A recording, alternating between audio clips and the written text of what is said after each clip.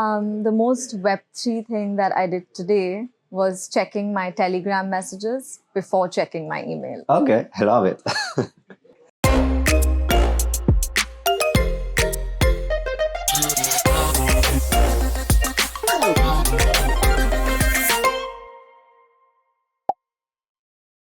Hello everyone, welcome to our show Metaverse Odyssey. You know the drill. The idea is to actually travel across the globe and meet wonderful entrepreneurs and learn from what they do, how they experience the challenges they're facing in the Web3 ecosystem. And I'm super pleased to have Anuradha Chowdhary from Zeroto3 Collective, so CEO. Super happy to have you today with us. Could you introduce yourself a little bit so we can... Yes, sure. So my name is Anuradha. You pronounced that correctly. Very few people get it right. A lot of people try to call me Anurag, which is not my name. It's also a man's name in India. It's also my ex-boss's name, so not the best. But I am the founder of Zeroto3 Collective, which is a specialized law firm for disruptive technologies. So we work with anyone building new tech. It's a lot of blockchain, crypto, a bit of edtech, a bunch of gaming, AI, and a little bit of cinema as well. Okay. Because I used to be a filmmaker before I was a lawyer 15 years ago. Did a degree in filmmaking as well. But it's been an interesting journey so far. Yeah. So I'm super interesting for this interview because I know you a little bit for sure based on the relationship we have with within the BGA and how you help the members and everything. So that's why I'm excited for this conversation, but also because something we talk about, like compliance is a big thing in Web3, a big challenge for a lot of persons, but never had the opportunity to talk to lawyers who could actually share the expertise they have. So happy to learn more about yourself specifically. And first, I would love to know a little bit more about yourself as an entrepreneur. What inspired you to start a Web3 company? We can put that into the innovation part of what you do as well in your company. Okay. So I've been practicing as a lawyer for a while, but sometime in 2021, I was working at a law firm, a really nice one. It was like an oasis because law firm culture in India is not the best. Oh, really? It's not, it's 20-hour work day, 7 days a week. But this law firm was great. The people were very nice. I found mentorship in every person in the firm who was senior to me and junior to me. And in 2021, I was doing a lot of work in the tech industry, in the entertainment industry, and coincidentally in the alcohol industry as well. Oh, I love it. Yeah, we used to get free alcohol sometimes, so that wasn't bad. But I found myself in the midst of a couple of NFT licensing deals. The first one was for a sculptor in India, one of India's biggest sculptors. And I was very intrigued by it. And after that, I took a couple of months off to plan my wedding. Which my law firm very willingly gave me the time off, very kind of them. But during the time that I was meant to be planning my wedding, I was so intrigued by the emerging tech space that I found myself only speaking to Web3 founders, trying to understand what their pain points were, trying to understand what issues they face even outside of the law. And working as a lawyer, I come from a creative background, so I can't say that, yeah, of course I'm a lawyer right now, I may make a film 10 years later, but I always thought that with the tech industry, founders are very young and they often would come to us for questions that were outside of the law. They would ask us, things about social media, about marketing, commercial questions, and we don't really give out commercial advice. But I always thought that there should be an option for our clients where they have everything under one roof, which is vetted, which they trust. And I always thought about setting up a consulting firm eventually. But when I was taking this time off, like I said, I understood their pain points and I went back to work. And the founder of the law firm, he's also still my mentor. He asked me to sort of submit a business plan to start an emerging tech practice within the firm. And when I was making this business plan, I started thinking to myself that maybe this is something that I would like to set up as a consulting firm. So I presented it to him, and I think he liked it. But eventually, a few months later, when I couldn't stop thinking about it, I sat down with him and I told him what I would like to do, and how inspired I was by the lawyers that started the law firm, because they started it when they were 28. Which is very young to start a law firm in any country. But I was so inspired by how they did it, and he explained to me how it's done, that you find friends in the industry, and if you're confused about something, or if you don't know and you want to speak to someone, you pick up the phone and you call one of your lawyer friends and you tell them that this is how I did it, so how do you do it?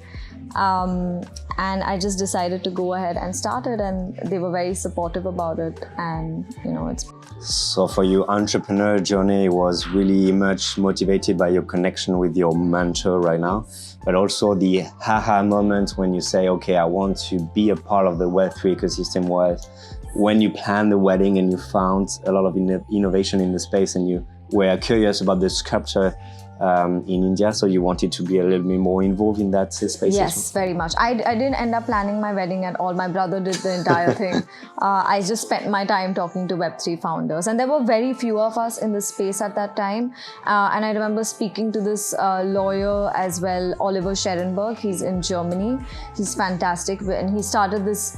He was at the start of a project which he launched. Eventually, it's called Web3 Lex.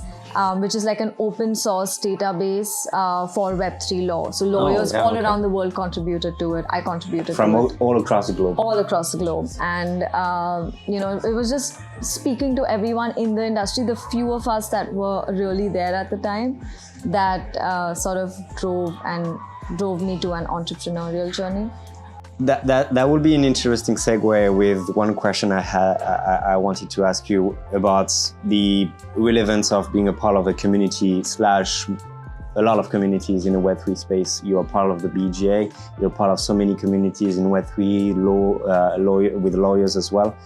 Why do you think it's very important to belong to those communities if we have to focus in the Web3 ecosystem specifically? Because generally you see the value of being a part of the community for business-wise, but why Web3 specifically, if you have any chance to explain why you belong to them? For conversations like this, right? Yeah. It is, I'm a member of the BGA, the Blockchain Game Alliance, which is fantastic. In fact, I met this girl yesterday, and she was doing something in the gaming industry, new, and I was talking to her about how important it would be for her to join the BGA, because it's not just, of course, professionally it's great, it helps you and you get perspective, right? Because it's when you have different perspective, especially when you disagree with someone, that you learn something new. And everyone in the BGA is so diverse and from different backgrounds and from different countries, that for her as a young person in the industry, it would be very beneficial to be there, not just from a work perspective, but from finding friends in the industry. You go to these conferences around the world, and it's so nice that you go somewhere and there's a familiar face and you can speak to them, and you can speak to them about anything. I mean, I talk to you about a lot of things now that are outside of blockchain gaming. And similarly, I'm also a member of the Blockchain Lawyers Forum, the Blockchain Lawyers Group, and which is the BLG, which is an amazing organization. I joined it, I think, a little over a year ago. It's some of the best blockchain lawyers from around the world, and we have a very strong policy and principle, which is knowledge sharing. So of course everyone refers work to each other and brings in work, but the idea is that if someone posts a question on the Telegram group, if I have a question about, say, Argentina or South Africa or Japan, some lawyer who is a member from that country, and we have very few lawyers, maybe 1 or 2 from each country, they will answer the question. And it's knowledge sharing, it's community, it's friendship. Some of the BLG members are here yesterday, and we all went out to a Latin party and had a great time. No one spoke business. It was just a whole lot of fun, and I think that's important. Do you feel like knowledge sharing is very much Web3, or do you feel like in the lawyers ecosystem is actually something you also see, or they like to share ideas and knowledge, not in Web3 specifically, or it's a Web3 thing to actually, when you belong to a community, the knowledge sharing is part of it, genuinely? I think it's more Web3. So lawyers in general, of course, we share knowledge with each other. Sometimes we write really boring articles that no one reads except other lawyers. But I think it's very Web3 to be able to speak about it at length, to be able to speak about it openly, and to be able to give your views on it very openly as well. Because as lawyers, we're a bit conservative sometimes on opining on things, especially in a landscape where the regulations are evolving. You know, you don't want to say something and something changes immediately the next day. But in Web3, everyone is very open to speaking, sharing their ideas, sharing their knowledge. And I think that's what drives the industry forward, because it is such a grey space when it comes to regulations, that it is these conversations that sort of help with the evolution of regulation. And you said that before, like it's a challenging environment, obviously. So how do you say, as an entrepreneur, someone who's building a company, motivated in such a challenging and rapidly environment, specifically when we talk about compliance all across the globe? How I stay motivated as a lawyer or an entrepreneur? I would love to learn more from the perspective of an entrepreneur, but if you say both, it's perfect as well. As an entrepreneur, I think I am motivated. Well, I'm also very self-motivated as a person, but I'm motivated by the people around me, by my family, by my friends, by my husband. He constantly supports me and tells me to go out, try new things. In fact, he was the one who encouraged me to explore the industry more, because he's a tech journalist. And he knew a lot more about Web3 before our wedding than I did. So during that time, he's like, why don't you go out and speak to more people since you're so curious about it? So I think what really motivates me is the fact that everyone around me is just very nice and very pleasant to be around, very supportive to be around. My parents are very supportive, my siblings are supportive. And also the industry itself is very inclusive, right? If you go to an event in a more mature, well, not mature in the sense of being amateurs, but in an industry that has existed for a long time, it is harder to break into that industry, because, it's just tougher. Everyone is older.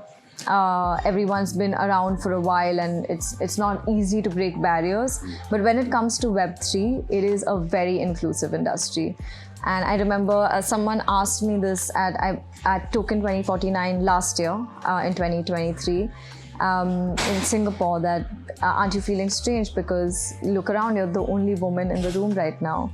Next question I will have for you for sure. Yeah, but if you want to develop on that point, that's perfect. And I said that, I didn't even notice this. And I was like, I don't feel strange at all, because everyone is quite nice. Of course, you have to be a bit cautious, as you do in every industry, as not just a female, as a male in every respect. But it's just very inclusive, and I think that in itself is motivating. You can go up to someone and speak to them, and 99.99% of the time, you will get a positive response. We know the gaming industry not super good. They try to be better and better in terms of inclusivity of women in the industry. We know it's a problem, but gaming is not the only one for sure. So what you're saying is blockchain gaming, blockchain as a whole, there is some room for women to actually succeed in the industry, in your opinion? Yes, there's room for women to drive the industry. Yeah, perfect. We definitely see a challenge in the BGA to actually raise awareness about all the women we have, because it's so important to actually give value to her. And that's not easy. We know we have that feedback that they tried, but for all the other industry, that's the same challenge they are facing. But we see that, as you said, when they try to be in conversation with someone based on what they're building as women, you see more openness from the others to actually try to understand what they do and do business with them. So we try to motivate a little bit more anyone to actually talk a little bit more about the women we have in the industry. So it's good to have your feedback on that too. You are here today and for the week in Bangkok for DEF CON. DevCon, for those who don't know, it's one of the biggest convention specifically for Ethereum. Why are you here? What is your goal? What motivates you to actually be a part of this convention, but also what's happening outside, and why Bangkok/Asia for you? What does make sense? I think the conferences in Asia are very good quality. At least the ones that I've been to have been great, and I really like the work that Ethereum does. I really like their philosophy, and DevCon was fantastic. This is my first Ethereum conference. In fact, I haven't been to ETHCC or ETH Denver. I think I will perhaps go in the next year. But it was like a university experience, you know, because everyone was there to learn. Everyone is here to learn. And I think personally for me, I like coming to these conferences because one is I get to meet my clients who are from different parts of the world. Although I live in Bombay, we actually only have one client in my city. And he's not from the Web3 industry, he's from the general like tech industry. But I come here, I get to meet my present clients, get to meet other lawyers, I get to meet you, of course, and also prospective clients as well, right? As lawyers, we don't advertise. You'll never see our firm having a booth in a conference. It's just not really done from where I come from. And I think it's important to be here, to be able to have conversations in person, and to be able to drive conversations and trends as well. So even if we are, something I always ask, but even if we are in the metaverse, it's still very much important to actually face your prospects and your clients when you have the chance to, I guess. Yes. That's what you're saying. And okay. No, definitely it is. What surprised you the most when working with entrepreneurs in Web3 who want to innovate no matter the regulation they might face? Like when you're talking with entrepreneurs, they're facing some challenges in terms of regulation. Obviously, there are so many.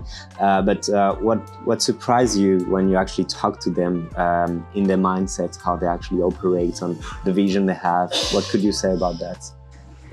They're very bright. The ones that I've worked with, our clients, they're fantastic. Some of them are very young, but they're very focused and driven. I know I wasn't like that when I was in my early 20s, but I think it's a different generation altogether.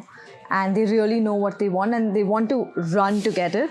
And sometimes I see that the vision is like that. Sometimes I see that it is 360 degrees.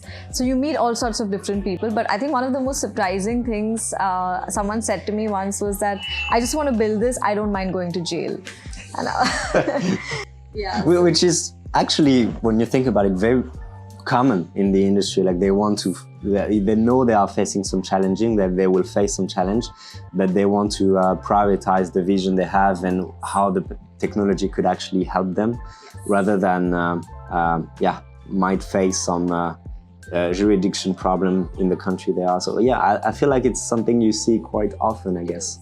It is. There are lots of issues. I mean, the regulations are following a very complex path right now, and it's all around the world. Of course, EU has some regulations, Hong Kong, Singapore, Japan, South Korea, maybe the US. A little bit Europe, we'll see. With the Mika. Stir up, yeah. With Mika, definitely. India hopefully will follow behind soon, because we have so much talent. Yeah. But all of that talent is being driven out of the country right now. Yeah. But yeah, it's challenging, and meeting entrepreneurs with diverse ideas it's refreshing. So in your situation, when you actually try to make them respect the law, you're saying, okay, hold on, we're going to make sure that you respect the law as much as possible. When you have someone saying, I don't bother going into jail, what will you do in that situation? I tell them that I'd still like to keep you out of jail as much as I can. So let's try to approach this in the right way. See, you have to balance the law with innovation, because there are, even in the traditional tech industry and in traditional industries, when there's a deal happening, say there's an M&A transaction, sometimes lawyers will, and I know clients get very upset with this, but there are instances where the transaction gets held up because of like tiny nitty-gritty issues, something as as simple as a trademark registration not being in place for an early stage company. So sometimes you have to understand that everything is not a deal breaker and try to figure out a commercial way in which you can move ahead. So as a lawyer, sometimes we need to put ourselves in the founder situation and think from their perspective. Does this really matter? Can it be something that can be dealt with later? In many instances, yes, it can. It shouldn't delay your going forward. You know, that you have to find ways to move ahead while remaining safe, but planning for the future, of course. Okay, got it. Super interesting. Like it seems like obviously for me you're super young. You're building a business in a very challenging ecosystem. But what do you, if you had to go back in 2021 when you actually started the business, what would you say to you as an advice, or actually? Everything was good and you're super happy the way things were done, or you may want to advise something to the you 3 years ago? When I started Zeroto3, 2022 was when I set it up. What would I say to myself? Don't think twice, you know, just go for it. Go for it. I thought about it a lot because that's in my nature, right? As lawyers, we are more conservative. Yeah. And I thought about it, but when I went ahead was when I couldn't stop thinking about it.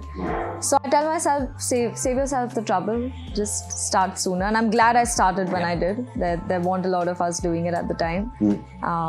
But yeah, don't be afraid. Don't be afraid. Perfect. We need to keep that. Let's start with a funny question. I know you like movies, specifically series. If your Web3 projects were a movie, what genre will it be, and who will play the lead role of that movie? It would be a thriller. Okay, sure. Yeah, makes sense. And Nicole Kidman would play the lead. Okay. Only because I'm biased towards her. She's my favorite. Because you love her. I love her. Okay. But yeah, it would be a thriller. Okay. Yeah, but I think with a happy ending. With a happy ending, with a lot of challenges. Ending. Yes. A lot of challenges along the way, but a happy ending. An exciting thriller. Okay, got it. Love it. Perfect. We need to come up with a name for sure. Yes. We'll figure that out. Any Web3 predictions you may have for 2025? It could be anything. Low price of a token, anything you have in mind. But if you want to dare wondering yourself or question yourself about what will happen next year, what do you think it's going to be? I think in terms of tokens, there will be some price stabilization. Okay. People will be more serious about tokenization, about tokenomics, about regulations. And I think, of course, what I predict for the regulatory landscape is that it will evolve, right? And there's no other way to go about it because regulations always evolve. Unfortunately, the law doesn't move at the speed of technology, but it does go in an upward trajectory. It does go in the right direction. It just takes some time, and it has to go in that direction because anything that has impact on human existence, and we've seen this with food, we've seen this with drugs, we've seen this with the aviation industry, we've seen this with every industry that impacts human beings. We're seeing it with AI now. It has to get regulated for it to survive. And I think that's where we're going. I love it.